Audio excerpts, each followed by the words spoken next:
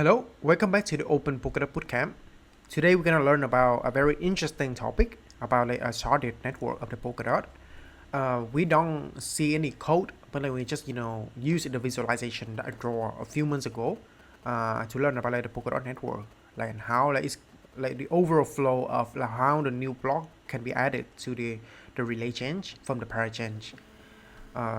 This section is necessary to provide you a fundamental knowledge, everything that you need to know about the Parachain and also the relay change before you move to the Cumulus, using the Cumulus library to build a Parachain in Polkadot SDK. And now we're gonna move to the visualizations. Here's the visualization that I draw a few months ago. It's quite heavy. You see there's a lot of information here, and it's not easy to consume all these, but we're gonna try to go step by step. So we already learned that the relay chain is a model chain of the whole network, and this relay chain have a few other node. This node help to operate the relay chain and keep the relay chain running distributedly. The relay chain offer the whole protocol a safe security feature, a native safe security feature. Why is a safe security? We're gonna learn later as well. So the relay chain is here. Then the relay chain have a few different core. These core are core execution core. And in a relay chain, the relay chain is also have a shared ledger. It's a distributed ledger of the relay chain.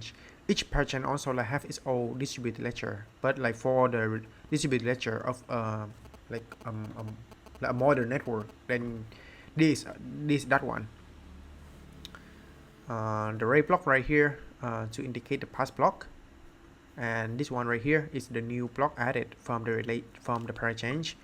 So the flow gonna be we're gonna learn how the parachain can process and produce finalize the new block, collate that to the relay chain, and then how this block can be added to the pipeline of the relay chain. So we have this node, and before we go to the consensus mechanisms, we're gonna learn about this execution core a bit. So why the execution core is important? So this one is the Polkadot host implementer of this one is the Polkadot host implementer, and the Polkadot host implementer is in the component of the Polkadot host implementer is one of them is the availability core. This availability core is similar to the core in the CPU. They are scheduled in the round robin style, similar to the CPU cores, and operate in the time slot. The core is the base unit of the parachain. The base unit of the parachain is not a parachain itself, but an availability core or the parachain slot. So under the parachain would be the execution core, availability core, what you say. The parachain gonna be assigned to this core. So for this protocol core allocations, then you have Azure core times and also on-demand core times.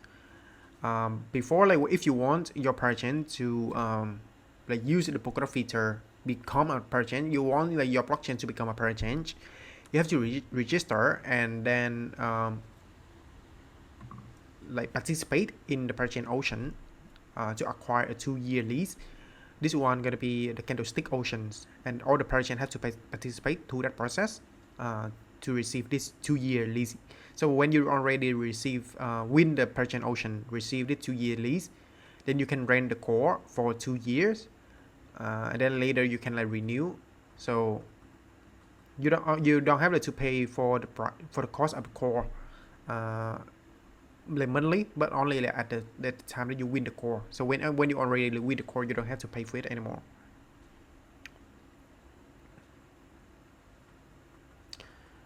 For the parachain, it simply just be compiled to WebAssembly block, and it assigned to the core itself on the relay chain for the execution. And the execution core allow Polkadot to provide a block space and a service, and are designed to work with any Web2 applications. So you can imagine in our personal laptop, personal computer, we have like 64 or 32 cores on the personal computer, right?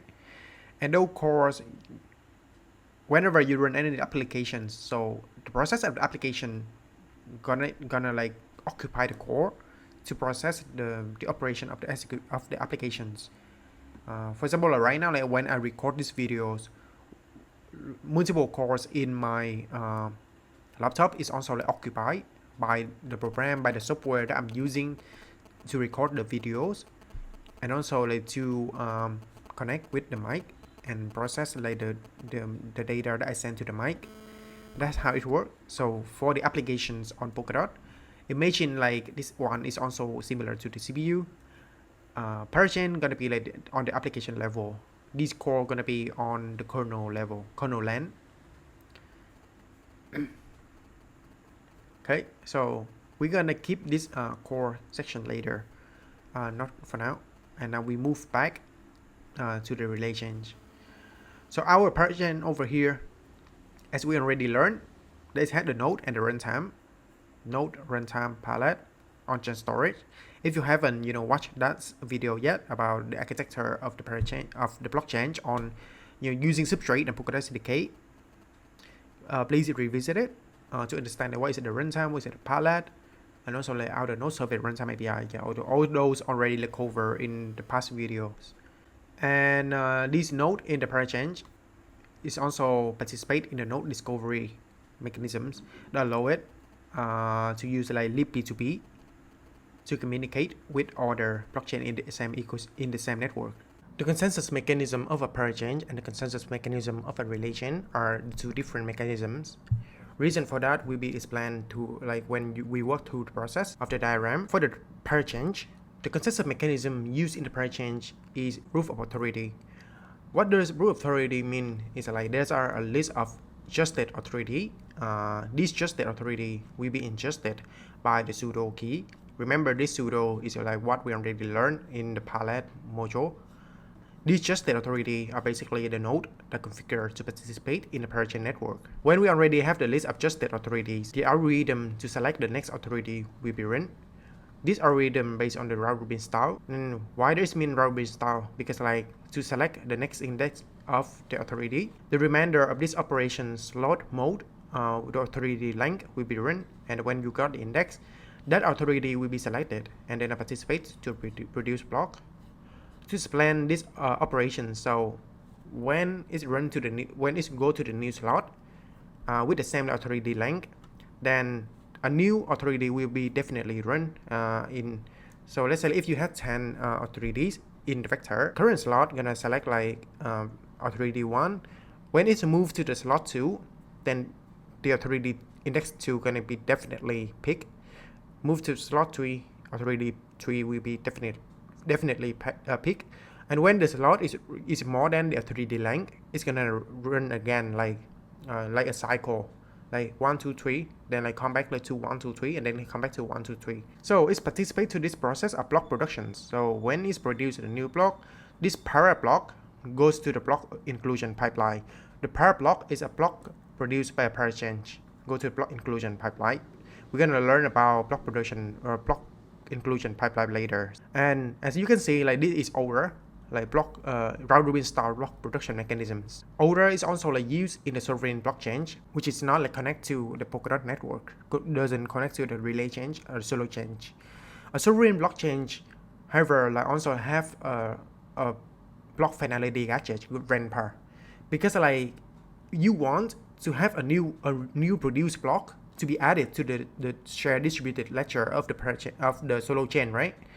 And in that way, you need to have a finality gadget. If you only like produce block and you don't finalize block, then that means like your blockchain database doesn't update it. Here we also have a fork choice rule. So how the fork choice rule work? The block productions on the Parachain level is forkless because there is only the one authority produced block at a time, following the latest included para block. Because like there's no block finalization happen, and it's only like select like one authority at a time. So this block production mechanism is quite simple and it's on very secure because there's no way that the like malicious action can happen. This authority already been adjusted, So that's mean like there's a level of centralizations right here. But most of the time that your parachains only have a few nodes that participate to the collation process. By default, this is very simple and doesn't bring much security risk. However, like there's also like a few other cases that you want to customize your blockchain to use like other mechanisms as well. For example, like in Moonbeam blockchain, like in EVM compatible layer blockchain for in Polkadot, and Moonbeam use a different consensus mechanism called delegated proof stake. Now we go to the core part of the block inclusion pipeline, how the par block can be added to the relay chain. In the Parachain, we expose the two nodes to participate into the collator as a collator, and in the relay chain, it's gonna have the assigned validator set, or we can call it Parachain validators. The Parachain node and the Parachain validators mix between the current active validator set with the collators of the Parachain. These all combined together become like one set. The collator, after they produce the block that we have here, after we produce a block and this goes to the block collations, this collator will send the finalized block and read by the 2/3 of the authority set we have in the consensus on the block productions mechanisms of the local relay change of the local parachain. Is sent to the collation process at the stage 1 of the block inclusion pipeline. Collation is simply like just gathering the block and sending to like other entity. So this collation process basically collect data for the para block. So all the data needed to check the transitions from the various parachain state to the current state. Deep dive into the collation process. All the transactions will be like collected by the collators. These transactions will be like compiled together and become a candidate, or we can also call it a parachain block. This candidate contains a few different components. First is the receipt, and the second one is the POV or proof of validity. The proof of validity include the final headers of the parachain and the state transition data. What is the state transition data? The state transition data is all the data needed to check the transitions from the various parachain state to the current state of the parachain.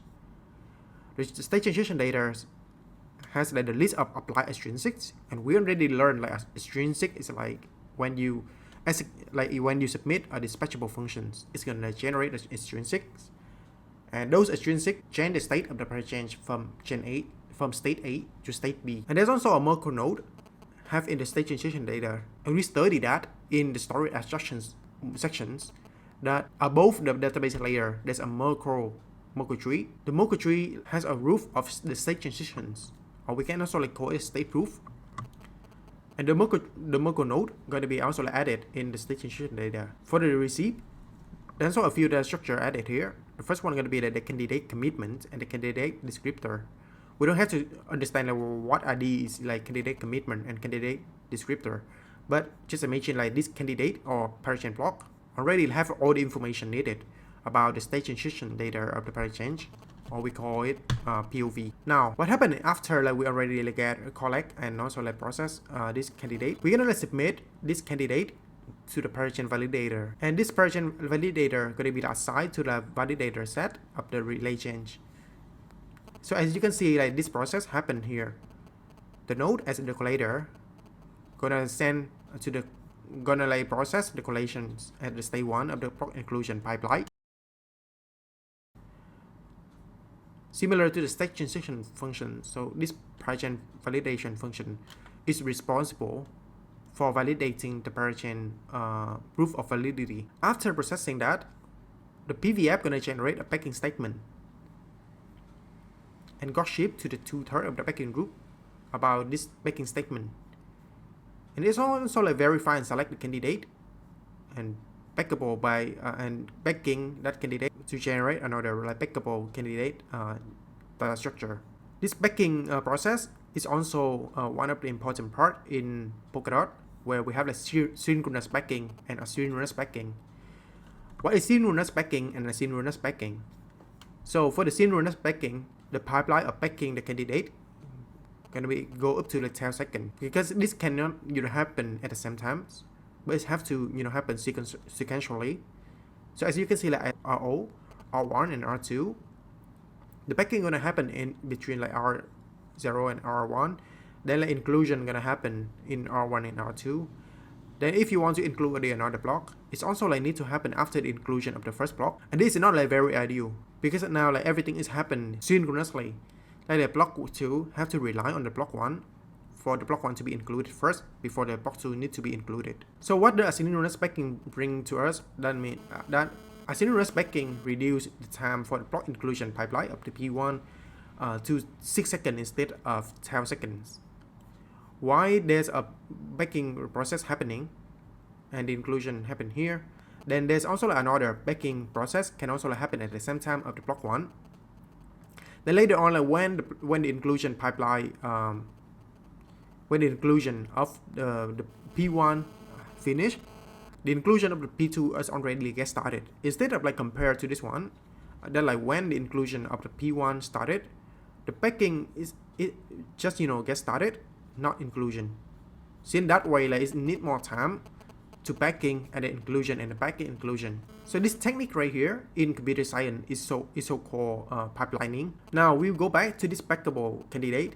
After go through the backing process, we have like the Parachain inherent data. I forgot to mention, but this stage is called backing. So everything gonna happen to like the backing the candidate. Where it's become a Parachain inherent data included by Parachain validator. The candidate receipt or the head data gonna be added to the Parachain block.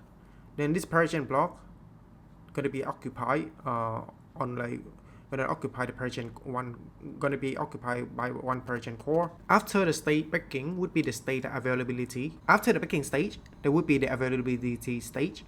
This availability stage process all the things happen related to the data availability between the Parachain and the relay chain. So data availability is a very important problem in distributed system and also in blockchain in specific. In Ethereum, like we have like proto-dank sharding or like full-dank sharding or like data availability sampling are some of like the Ethereum proposal that you can reference related to like data availability. In Polkadot, like this data availability are the inside availability layer. So the availability layer of Polkadot is necessarily happen for the validator to make sure that the data are available on the Parachain. When the validator of the relay chain receive this Parachain inherent or Parachain block, it must like verify that these data are available on the Parachain. And as you can see, this stage like checking the availability of the candidate in the block is happening on like one Parachain core. The Parachain core gonna fetch chunk of eraser encoded POV. This eraser encoded is a data correction technique that allow you to add some extra data to the original data, and then later on when you only like have like 50% of the original data, you can recover it back. So after like having fetch chunk of eraser encoded POV, the validator can recover it back because it's eraser encoding, right? So it can like recover the full data of the POV back, candidate recovery using large enough chunk, and then you have like the full POV data. Then later on, like the validator gonna send these to the 2/3 of the relation validator, and this process gonna be like happen on the Parachain core. So like any large enough subset of chunk can recover the full data. This provide protection against like node that go offline or lie about like having the piece of data. After the availability stage, they're gonna be like the approval checking and dispute. So approval checking is basically if it's approved, then it's gonna be included to the relay change, and if not, then you're gonna move to the stage 4 dispute. You dispute that like, okay, so this is wrong and I don't want to include that. For the approval checking, we're gonna provide like a list of validators. This list of validator is the list of like assigned validator set we already have before. Every validator node is running approval checking processes for a random subset of Parachain block in every relation block. If the initially assigned approver for a para block no so, then we assume like an attack and in the worst case escalate to have the entire validator set check the block. So we pick like a random validator, and then if there's some malicious action, we're gonna ask like a whole validator set to check that block. It's gonna happen to the Parachain team fault process. And if we file a malicious validator, good validator gonna dispute to kick this validator out. This is called slashing in nominated root of stake, or basically in root of stake itself. So when someone dispute the validity of the para block, All validators must then check the block and cast a vote. The validator on the losing side of the dispute are slash, and that is how the block is included into the parachain, and this is called a part of the parablock. There's also a blog post on Polkadot.com about that, so you can read more. So what happened after you have a block included to the next block of the relay change? So what does nominated rule stack works? Nominated rule stack gonna happen to different on a few different stages. The first one gonna be validator elections, then nominations, and then hybrid consensus. All the stack validator, all the validator who stack to participate in the Polkadot network gonna become the candidate. Then from these candidate, there's a computations of fragment algorithms. This is gonna happen off change, because if you have a millions of validator participate stack to your network want to become the elected validator, then it's not ideal to process or 1 million validators or 1 million voter on a runtime. So you need these computations of fragment algorithms happen off chain, and it's gonna be on the off chain worker that we already mentioned in the hook sections. And after these computations, we don't have the set of winner. And when you have the set of winner, this means you have the set of elected validators. These elected validators will be nominated by the nominators of the nomination pool. So the nomination pool gonna nominate who gonna validate the block. This is another just indications gonna happen here that the nominator have to just the validator to participate in the block productions. When we have the active validator set, this set gonna change every y amount of hours. We also have right here run on every epoch. We have different unit slot, epoch, section error. Slot gonna be the smallest unit. So the slot equal to the 6 seconds. The epoch gonna be 4 hours. One epoch equal to 2,400 slot.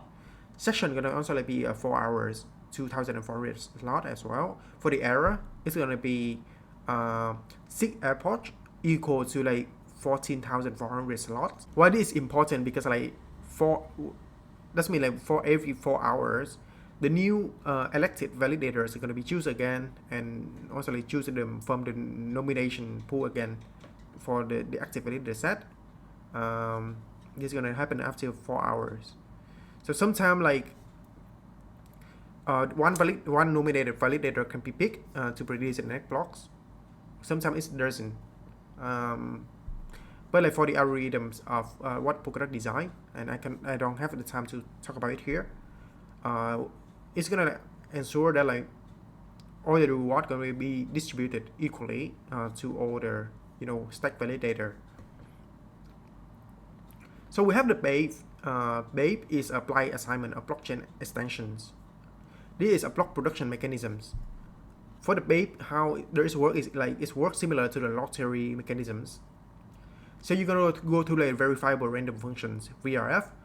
Just imagine this RNG, random number generator. That it run and then select what is the random number here. This random number indicate the index of the validator in the active validator set. After go to this engine of BAPE engine, then you can select the validator, and that validator can participate to produce a new block. When it produces a new block, it has to go to the another gadget called finality gadget.